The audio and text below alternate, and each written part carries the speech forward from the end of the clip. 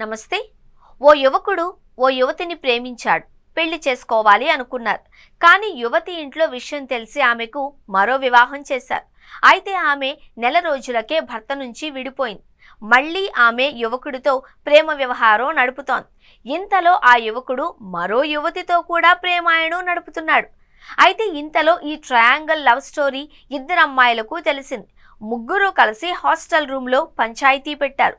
చివర్లో ఊహించని ట్విస్ట్ ఎదురైంది. ఇన్స్టాలో ట్రయాంగిల్ లవ్ స్టోరీ విషాదంగా మారింది. ఓ కుర్రాడిని ఇద్దరు యువతులు లవ్ చేశారు. ఇద్దరు అమ్మాయిలు మనోడికి ఇన్స్టాలోనే పరిచయం అయ్యారు. ఒకరికి తెలియకుండా మరొకరితో లవ్ ట్రాక్ నడిపాడు. అంతా బాగానే నడుస్తున్న సమయంలో ఆ యువతులకు అసలు నిజం తెలిసింది. తమను పెళ్లి చేసుకోవాలి అని ఇద్దరు యువతులు ఒత్తిడి చేయడంతో మనోడు ఎవరినీ పెళ్లి చేసుకోను అని తెగేసి చెప్పాడు. ఆ యువకుడి చేతిలో మోసపోయాము అని భావించిన ఇద్దరు యువతులు కలిసి ఆత్మహత్యాయత్నం చేశారు.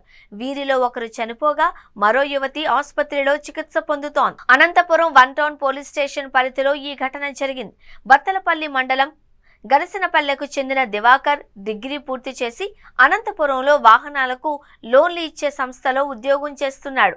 అతడికి ఇన్స్టాలో ముదిగుబ్బకు చెందిన షేక్ రేష్మాతో పరిచయం ఏర్పడింది. ఆ తర్వాత ఇద్దరూ ప్రేమించుకున్నారు. అప్పుడప్పుడు కలుసుకునేవారు. ఈ విషయంలో అమ్మాయి ఇంట్లో తెలియడంతో పెళ్లి చేశారు. రేష్మా భర్తను వదిలేసి నెల రోజులకే సొంతూరుకొచ్చేసింది. మళ్లీ దివాకర్ను కలుస్తోంది. ఆ లవ్ ట్రాక్ అలా మళ్లీ మొదలైంది. దివాకర్కు తన చెల్లి స్నేహితురాలు కణేకల్లు మండలం ఎర్రగుంటకు చెందిన శారదతో కూడా పరిచయం ఏర్పడింది. ఆమె ప్రస్తుతం అనంతపురంలోని ఓ ప్రైవేటు కళాశాలలో డిగ్రీ ఫైనల్ ఇయర్ చదువుతోంది. ఆమె గుల్జార్పేటలోని ఓ హాస్టల్లో ఉంటోంది. ఇన్స్టాగ్రామ్లో తనతో పాటు రేష్మాను కూడా దివాకర్ ప్రేమిస్తున్నట్లు శారదకు తెలిసింది. దివాకర్ను కలిసి ప్రశ్నించింది. ఇలా ముగ్గురి మధ్య కొద్ది రోజులుగా గొడవ జరుగుతోంది. ఈ వివాదానికి ముగింపు పలకాలని భావించిన దివాకర్ ప్రియురాళ్లను ఇద్దరినీ కూర్చోబెట్టి మాట్లాడాలి అని భావించాడు.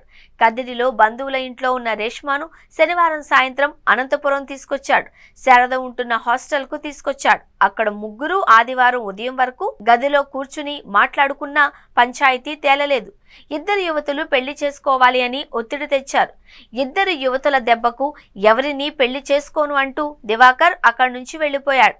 అప్పుడు యువకుడి చేతిలో మోసపోయాము అని భావించిన ఇద్దరు యువతులు నగరంలోని ఆర్టీఓ కార్యాలయం ఆవరణలోకి వెళ్లి అక్కడ విషద్రావకం తాగారు. వెంటనే స్థానికులు గమనించి ప్రభుత్వ ఆసుపత్రికి తరలించారు. అక్కడ చికిత్స పొందుతూ శారద చనిపోగా రేష్మా చికిత్స పొందుతోంది. ఈ ఘటనపై 1 టౌన్ పోలీసులు కేసు నమోదు చేసుకున్నారు.